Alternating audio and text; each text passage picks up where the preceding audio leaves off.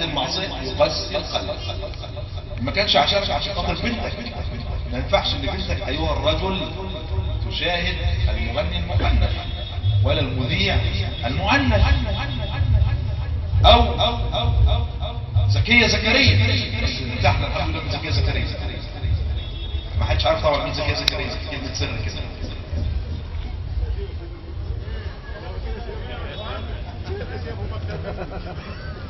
اكتر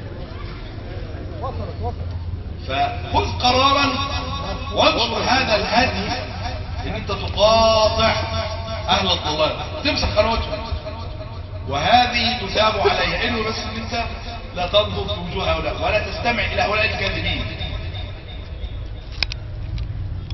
فلا تطع كل حلاف مهين هماز مشاء بنميم مناع للخير معتد اثيم عتل بعد ذلك زنيم. بتستمع اليهم ليه؟ ده النبي صلى الله عليه وسلم نهي ان يستمع اليهم او ان يوصل اليهم. لكن علينا دور ايجابي اخر ايها الاخوه، ان احنا ننشئ قنوات اسلاميه، وهذا امر تكلمنا فيه كثيرا وجاء وقت العمل. الحمد لله اسسنا شركه مساهمه، شركه استثماريه اسمها بناء، بس مش بناء وتنميه، بناء بس. مع بناء وتنميه برضه، انا ماليش دعوه ببناء وتنميه، بناء بس، اسمها بناء.